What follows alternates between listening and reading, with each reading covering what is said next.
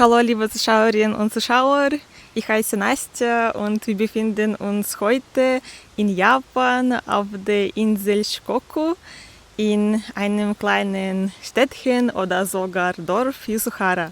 Wir übernachten in diesem Mini-Hotel für Bikers und planen heute die wichtigste Natursehenswürdigkeit dieser Insel, Shikoku Karst, zu besuchen. Von hier dauert die Fahrt mit dem Motorrad dorthin etwa 50 Minuten. Unterwegs machen wir aber noch einen Halt an einem weiteren wunderschönen, fast märchenhaften Ort. In diesem Video gibt es also 2 erstaunliche Orte. Los geht's! Zuerst möchte ich euch kurz das Hotel zeigen, in dem wir übernachtet haben. Es ist ziemlich schlicht und vor allem für Biker gedacht. Hier gibt es so einen großen Raum, eine Klimaanlage, schläft man auf Futons. Das ist eine traditionelle Schlafmöglichkeit in Japan. Toilette und Dusche befinden sich in so einer Art Fass. Im Großen und Ganzen ist alles ziemlich sauber. Im Hauptgebäude gibt es eine Waschmaschine und einen Trockner. Dort kann man seine Sachen waschen. Der Preis liegt bei 7000 Yen pro Nacht. Für Deutschland ist das günstig, aber in Japan kann man für dieses Geld ein deutlich komfortableres Hotel finden. Wir machen uns auf den Weg zur Hauptsehenswürdigkeit der Insel Shikoku, dem Karst-Plateau auf etwa 1400 Metern Höhe. Wir waren schon vor einer Woche dort, aber das Wetter war schlecht, alles waren Wolken und Nebel und man konnte gar nichts sehen. Danach haben wir eine Woche lang auf dem Campingplatz im Zelt gelebt und auf gutes Wetter gewartet, um den Shikoku Karst endlich in seiner ganzen Schönheit zu sehen. Und heute ist dieser Tag endlich gekommen. Aber wir haben auf der Karte gesehen, dass es auf dem Weg noch einen besonderen Ort gibt und wir haben uns entschieden, zuerst dort einen Stopp zu machen. Hier befindet sich ein künstlich angelegter Teich mit Karpfen. Am Eingang werden wir von so einer Statue begrüßt. Das ist ein folklorischer Geistcharakter in Japan. Er heißt Tanuki. Eigentlich ist ein Tanuki ein Marderhund. Er ist ein Symbol für Glück, Wohlstand, Fröhlichkeit und Handel. Mir ist aufgefallen, dass viele Einwohner Japans eine kleine Statue dieses Geistes neben ihren Häusern aufstellen. Hier steht er, um sozusagen Glück auf der Straße beim Fahren zu bringen. Außerdem werden hier solche handgemachten Souvenirs verkauft. Auf kleinen Steinen sind Figuren aus den Anime-Filmen von Hayao Miyazaki gemalt. Übrigens gab es an diesem Tag hier überhaupt keine Mitarbeiter. Alles ist darauf ausgelegt, dass die Besucher ehrlich und gewissenhaft sind. Ich glaube, wenn es so etwas in Russland gäbe, wären alle Steine gestohlen worden. Ich habe meine Schwester in Russland, die noch zur Schule geht, schöne Schlüsselanhänger aus Japan von Studio Ghibli mitgebracht, aber sie hat gesagt, wenn sie das an ihrem Schulrucksack hängen würde, würde er ihr in der Schule abgerissen und gestohlen werden. Deshalb hängen diese Anhänger jetzt zu Hause. Ehrlich gesagt war ich ein bisschen schockiert. Übrigens, ich interessiere mich, wie wäre das eigentlich in Deutschland. Und wir sind fast da. Schaut euch einfach an, was für ein wunderbarer, märchenhafter Ort sich vor uns eröffnet. Das ist ein Karpfenteich. Der Ort heißt Hakuryu Lake. Er hat keine eigene Webseite, aber in den Bewertungen auf Google Maps habe ich gelesen, dass sich eine Person ehrenamtlich um diesen Ort kümmert. Und auch hier gibt es übrigens keinerlei Mitarbeiter und keinen Eintritt. Und da ich aus Russland komme, sehe ich automatisch immer Vergleiche. In Russland würde an so einem Ort ohne Kontrolle längst jemand baden oder Fische angeln. Hier gibt es eine Box mit Futter für die Karpfen. Ein Becher kostet 100 Yen. Wir haben einen Becher genommen. Leider hat das Futter die großen Fische nicht besonders interessiert. Anscheinend waren sie schon satt. Allerdings kamen viele schwarze Jungfische hinzu und haben sehr aktiv gefressen.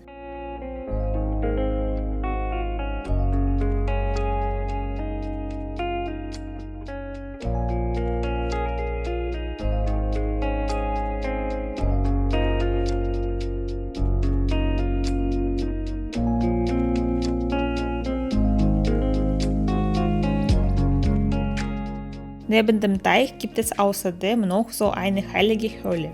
Das ist ein spiritueller Ort, der mit der Natur und den Wassergeistern verbunden ist. Und das Schild erklärt die dazugehörige Legende. Auf dem Schild steht, dass hier in alten Zeiten ein Wassergeist verehrt wurde. Die Menschen kamen hier, um Glück, Schutz und Wohlstand zu bieten. Aber natürlich sind das keine historischen Fakten, sondern eher eine lokale Legende.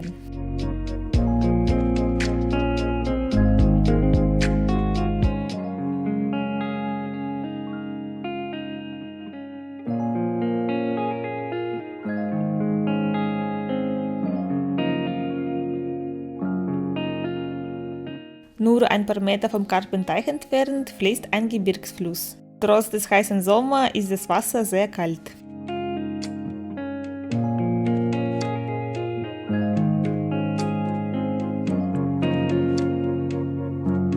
Übrigens gibt es in der Nähe des Parkplatzes noch ein paar interessante Dinge. Ein Turm mit einem Drachen, der angeblich in alten Zeiten hier gelebt haben soll. Der Teich mit Karpfen heißt übrigens Hakuryu, was übersetzt weißer Drache bedeutet.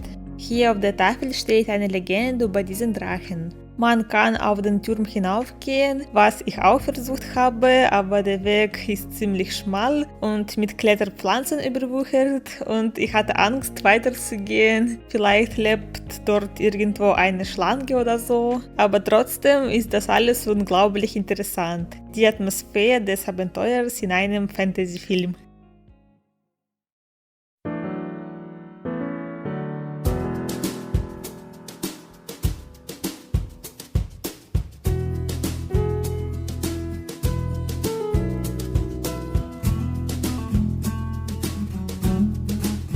Wir fahren immer hocher und hocher in die Berge und dieses Mal ist das Wetter definitiv auf unserer Seite. Mir hat es bei diesen Berglandschaften den Atem verschlagen und dieser Tag ist ganz klar einer der besten Tage unserer Reise durch Japan.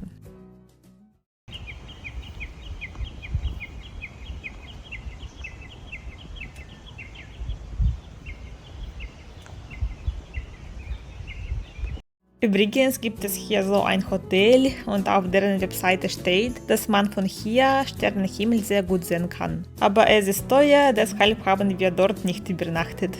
Und wir fahren weiter entlang des Plateaus über diese Straße und es entsteht das Gefühl, als würde man irgendwo ganz nah am Himmel fahren. Wegen dieser Landschaften hatte ich auch irgendwie das Gefühl, als wäre ich in einem Anime von Studio Ghibli.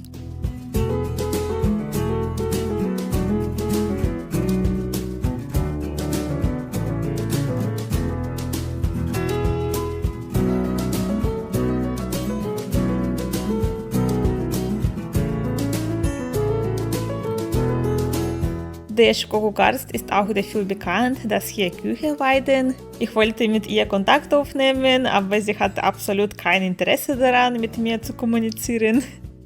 Ehrlich gesagt fällt es mir schwer, Worte zu finden, um diese Landschaften zu beschreiben, deshalb lasst uns einfach so schöne Musik genießen. Übrigens ist die Musikauswahl immer ein großes Problem, weil es sehr wenig gute copyright-freie Musik gibt. Ich hoffe, mir ist das gelungen.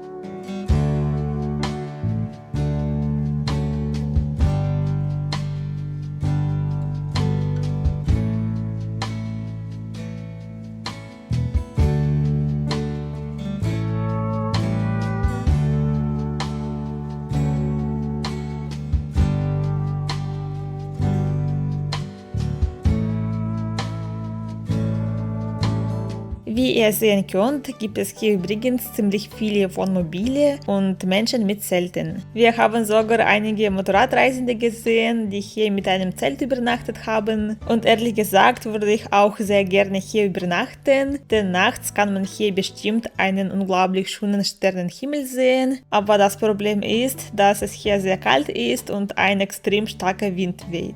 Wir haben jedoch nur einen Schlafsack, um Platz zu sparen und überhaupt keine warmen Sachen. Wir benutzen den Schlafsack als Unterlage und schlafen selbst ohne Decke, weil es unten nicht in den Bergen sehr heiß ist. Ich glaube, nachts ist die Temperatur dort nicht unter 25 Grad gefallen, aber hier oben in den Bergen ist die Situation ganz anders. Vielleicht machen wir das in Zukunft, wenn ich auch meinen Führerschein habe, die ein zweites Motorrad haben und mehr Platz für Gepäck. Übrigens gibt es hier beim Campen noch einen weiteren Vorteil. Wegen des starken Winds gibt es hier keine lästigen Insekten.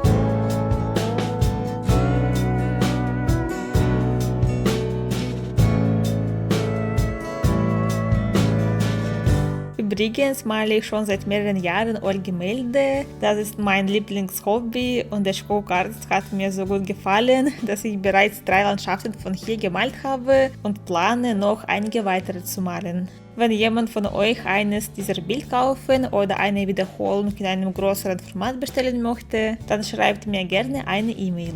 日本の視聴者さんも見てくださっていると思います。油絵の日本への発想も大丈夫です。英語かドイツ語を話せなくても全然問題ありません。日本語で気軽に書いてください。今ある油絵を見せることできますし、オーダーで新しい作品も描くことできます。連絡くれると超嬉しいです。